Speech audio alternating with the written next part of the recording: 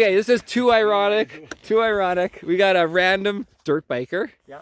And what were you saying about your lever? Well, I think with a combination of this, and I switched over to this Lectron, it's very, the power is very electric. It's very smooth now, you know, the combination of those two things just makes it. Yeah. How many hours you got on this Lectron and the bike? It looks so clean. Well, a little. Yeah, I think it's got about 150. Don't you have a little thing up here? 150 hours-ish. No, 158. Yeah. Okay, so how long have you been on the Midwest Mountain? Just this year. So like a bunch of rides. Yeah, we had a busy summer, so not that many rides. I'd say maybe half a dozen. And how did you end up adjusting it? Like, I adjusted. you use two fingers, don't you? I switch back and forth, which is great about this, right? Because you can kind of be on one, or you can, sneak two. And I've been experimenting with in and out because I put it all the way in so there's no overlap of the finger because I just want one finger only. Yeah. But then you realize the fingertip actually curves out slightly at the end. Yep. Right?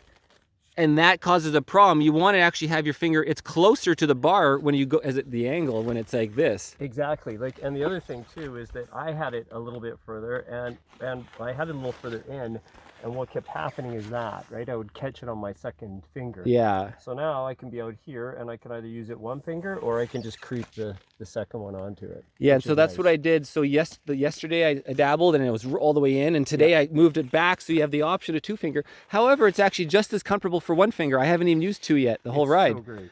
I feel like, because just getting the fingers in a little bit on the curve, the way it's bent. And then I liked it having disengagement, like full disengagement, meaning no creep. Yeah. You know how a bike will creep? Yes. So I turned the screw all the way in so it didn't creep, and so I could hit neutral going second down to neutral. Yeah. You know, you don't have to turn the bike off to hit neutral. Right. Yeah. But then it would go so far out that to have it not drag on the other end, you know, or slip a little bit, it has to be all the way extended, and then your finger's too far out. Oh yeah, I haven't. I think I have maybe found the sweet spot on that. So it doesn't creep, and it doesn't. And it's not too far out. No. Yeah, I know it's relatively close. So, but over this whole ride, then I'm like, forget the little bit of creep, because as the bike gets hotter, the creep becomes a little further out in your finger. But it doesn't matter if you can't start the bike. No. Or no, it doesn't matter as long as you can start the bike in first, it's fine, and it's just creeping a little bit, it's okay. Yeah. You can deal with that on a ride because you're whatever, it has a little creep. It's not, as long as you hold the clutch in, you're still good. Yep. And give a little throttle. And then that way I can move the screw to have it closer. And so I accept a little bit of creep on holding full clutch. Yeah, just the tiniest bit. Yeah. Yeah. Yeah. And then now I found the perfect spot, and so now I'm happy with it. Oh, so it's so great. Yeah. I would think that you know, of all the mods you do to your bike, like that and this carburetor were the two biggest. So the first thing and protection. Yeah, exactly. Yeah. Yeah, I see you got the full Emperor on there also. Yeah, and I also put this on, which is great. Oh yeah, of course. Yeah. I did one of those as well. You put the carbon cap on. Yeah. I did the full billet from 7602 Racing with the window. Yeah. Actually, I have a window on my dude cam. Like An oil window. It's on the other side. Unfortunately, you can't see it. I'll just show the people on the camera here. But yeah, full billet, right? With the window from 7602 Racing. Yeah. Anything else? Bark busters, and that was about it, huh? I put a temperature gauge on. Oh, you put a fan kit on. Yeah. Yeah. Oh, you got a Kickstarter. I did the suspension. They come with a Kickstarter in 18. Oh, of course they did. Yeah. Yours doesn't? No, they switched. They got rid of that whole weight built into the system design. Yeah, kind of handy at times. That, I've never had a problem. Of course, 260 hours. Yeah. So I would say I wouldn't care. I don't want the kickstand no matter what. Yeah. No, a kickstand. Oh, you mean a Kickstarter? Yeah. I think it's nice to have, right? If something goes haywire, at least you have that. And then the guy who had the bike before me, he did all the orange parts. Changed over the hoses, put these on, and that was all stuff I didn't have to pay for, which was nice. Okay, we're forgetting the most important thing. What forks are in there right now? What cartridges? I had in cam loops, Rider's Edge. So those were air or those are spring? Yeah, they're air and spring. No, They're a combination of the two. There is a spring in there as well, I think. A physical metal. Well, I've never seen a combination. Well, do you have you fill up a fork with air? Yes, you do fill up a fork with air, but I think, don't they put a secondary spring in there? But That's and you maybe pump it that's at what wrong. PSI are you running? Can't remember. No, those are the exact air forks. There's no spring whatsoever. The So, only thing I guess oh yeah, had here's him your bar right here. It says your numbers like they recommended initially. I had him revalve it. Of course, yeah. Just because of what I weighed and the other guy did, but So you did a compression rebound circuit, maybe changed with what company? The GPM put it in, but what did they use? I can't remember. Oh, okay, I can't remember. I just asked him for what his gotcha. recommendations were, and I didn't want to break the bank. What about the rear shock? I didn't do anything to the Oh, okay, Just set the set. yeah. Tubeless? Yeah, Yeah. tubliss and then moose at the front. What do you run for rear pressure? I run about 10 pounds. Okay, well you're running a high pressure. 8 to 10. 8 to 10. I'm on 6. I run 6 all the time. You're running a 505 cheater, yeah. Yeah. It's like a 120. Yeah, it's 120. And this Midas tire's been great, and the moose up front's been great. Oh, the Midas tire. Yeah. Yeah. Who knows how to say? C19, the yellow or the green. It's a yeah. I can't see it actually say. Oh, and the stripe is gone. Yes. I guess they won't say. GP. Yeah. See, I've tried that. I've tried the yellow and the greens. Do you have moose in or do you have tubliss? I run tubeless front and back. So I run 9.5 on the front, and you gotta, in the sun or not, it's gonna change, right? That's kind of nice. But 9.5 in the front is really nice and soft. If I go to 9, then it feels like it stands up and won't steer because it's a flat tire feeling. Yeah. It becomes a square tire and the thing won't lean. 9.3 is actually the sweet spot. 9.3 is as low as you can go. 9.2, it rides like shit. It rides like crap. And then in the rear, 5 or 6, it doesn't. If you have a tough ride coming, you put it at 5. Like or people are better than me. Yeah. Otherwise, I run 6 regularly. And do you fill up your tubeless inner every ride to 100 in? Yeah, I check it. I put it to 100 pounds. But you mean The inner tubeless, yeah. Yeah. But do you refill? How do you check it? Because every time you check it, you lose 10 psi at that pressure. Yeah, so I put it a little bit above 100, and then I What do you use to pump it up with? just floor pump.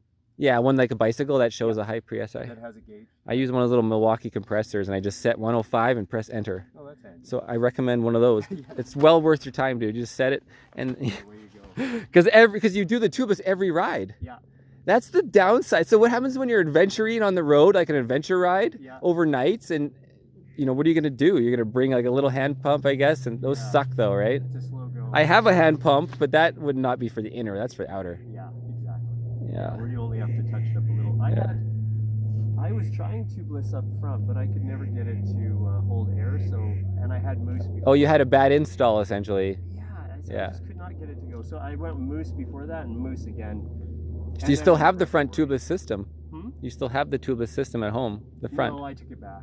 They couldn't. I took it. Valley couldn't get it to go. Oh, they've tried to put it on too. Yeah, they put it on, and they just couldn't get it to not lose air. So, Oh, well, they just need to set it back and buy another one. Yeah. Yeah. So I went to moose, and then the only thing with moose is it's a bit like a pinball machine, but you'll never. I've run moose. I run it when I went to Moab before tubeless. Yeah. I'm like, I don't want to flat on my Moab trip. No. But yeah, it's good for the rock because it's soft, right? Yeah. And I ride solo a lot, so I don't really want to spend the night out here. So if possible. We should probably ride together because I'm the guy that rides solo too. Look, I got my Mojave bags. Sure. I'm prepared to camp out overnight if I have to. If you have Look, I got a saw. I got a samurai saw at the top. You were ready. The saw is tough. Make sure you're cutting pine, right? Yeah. Otherwise, hardwood will kill you.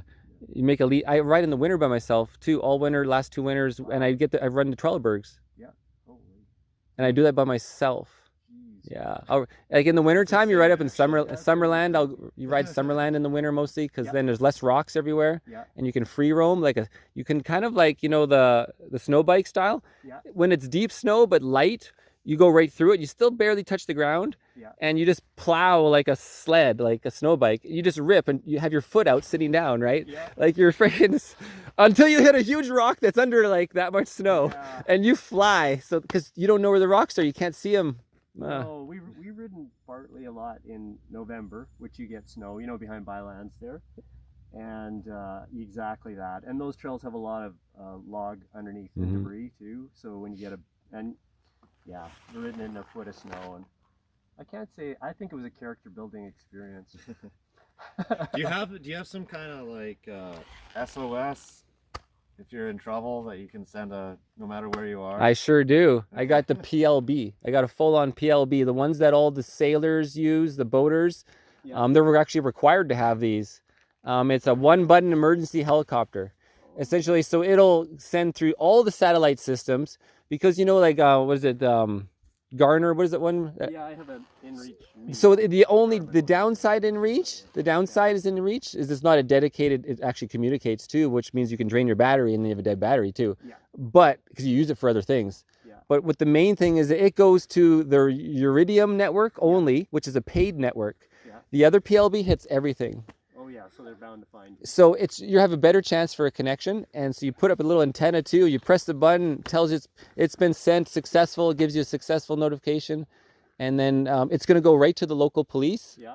And the local police will dispatch what is necessary. And away you go. Yeah. So yeah, of course I carry it on my body too, because you might get separated from your bike. Yeah, I've got mine in the top of my pack. And Yeah. then, but you're right. And the only other thing I carry is a sleeping bag and a little bit of first aid. You know. Do you have a sleeping bag in there? Mini bivouac thing. Oh, you're hilarious, dude. What is it? That's your jacket though. Yeah. You have a little the sleeping bag is just a piece of It's plastic. like yeah, I got it from Reflective, right? It's reflective, but it breathes. And Oh, it's yours is only like this big. Yeah, yours is probably bigger than mine. Yeah. Mine's just the plastic ones. Like, you know, it's a foil. Yeah. You wear the foil sleeping bag. And I have the foil tent, which is 3 sides. Oh. One side open with a little rope.